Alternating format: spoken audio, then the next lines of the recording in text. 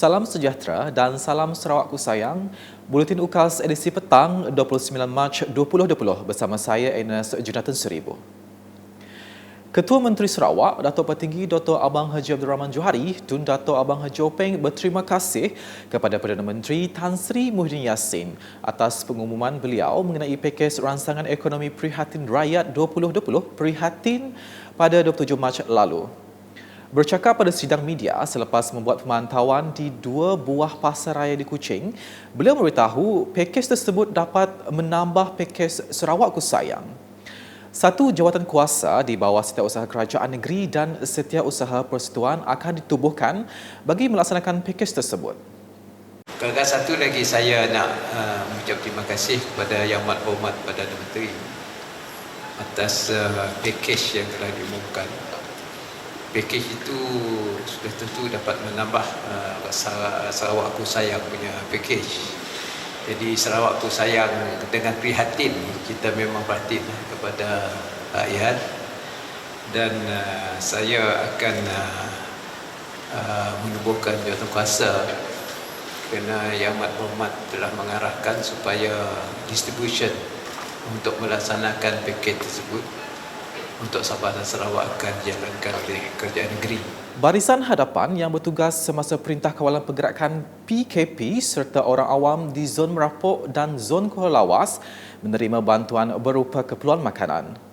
Ini termasuk 10 buah kampung dengan bilangan 433 rumah dan 609 kelamin di Zon Merapuk serta 6 buah kampung dengan bilangan 230 rumah dan 431 kelamin di Zon Kuala Lawas. Bantuan itu disumbangkan oleh Timbalan Ketua Menteri Dato' Amar Awang Tengah Haliasan yang juga Ahli Dewan Undangan Negeri Adun Bukit Sari, Setiausaha Cawangan Parti PBB Dun Bukit Sari Awang Ibrahim Ahmad yang menyampaikan bantuan tersebut memberitahu bantuan makanan itu akan diagihkan dalam 4 fasa yang meliputi keseluruhan kawasan Dun Bukit Sari.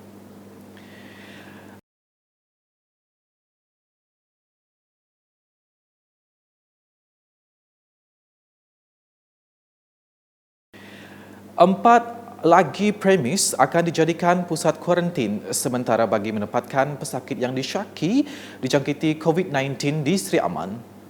Menteri Muda Kesejahteraan Komuniti Sarawak, Datuk Francis Hardin Hollis berkata, kini hanya sebuah pusat kuarantin dibuka di Rumah Rehat Pejabat Daerah Seri Aman yang hanya mampu menempatkan 5 pesakit. Jelasnya, 4 lagi premis yang dicanangkan dijadikan pusat kuarantin sementara di bahagian tersebut adalah seperti tertera.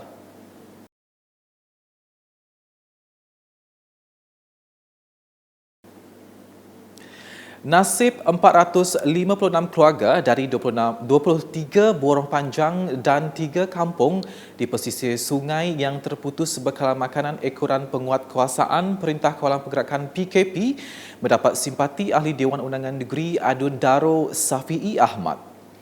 Wakil rakyat itu melalui pusat khidmatnya telah mengagihkan sumbangan berupa food basket pada Ahad. Menurut Safi'i, beliau dan Ahli Parlimen IGAN Ahmad Joni Zawawi akan sentiasa berusaha untuk menyalurkan bantuan kepada mereka yang terjejas dan amat memerlukan buat masa ini.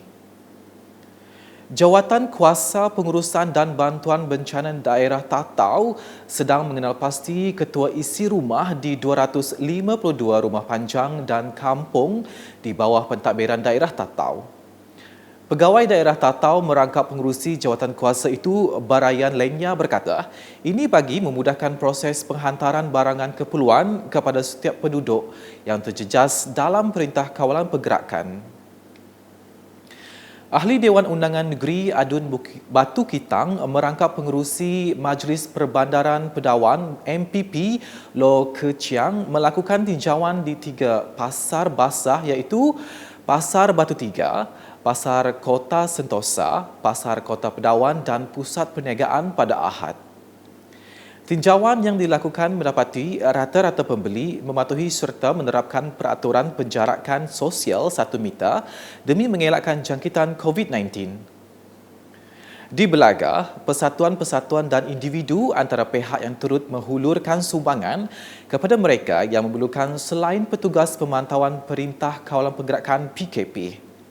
Manakala, pihak Jawatankuasa Bencana Daerah turut berusaha mendapatkan data-data ketua isi rumah dari setiap rumah panjang, kampung dan penempatan bagi tujuan menyalurkan bantuan dan membendung penularan COVID-19. Rakyat Sarawak yang menetap di Kuala Lumpur tidak ketinggalan dalam menerima bantuan. Menyedari kepayahan hidup mereka susulan pelaksanaan Perintah Kawalan Pergerakan PKP, Pejabat Perhubungan Rumah Sarawak telah mengambil inisiatif menyumbang bantuan bekalan makanan. Sumbangan hasil sumbangan dari individu dengan kerjasama Sarawak, volunteer dan Pejabat Perhubungan Rumah Sarawak itu diharapkan dapat meringankan beban keluarga dari Sarawak yang menetap di Lembah Kelang. Penyerahan sumbangan makanan itu telah disampaikan oleh Pegawai Perhubungan Rumah Sarawak, Awang Sofian Awang Daud. Sebelum mengakhiri buletin UKAS, orang ramai diminta untuk mematuhi Perintah Kawalan Pergerakan PKP serta menerapkan langkah pencegahan wabak COVID-19.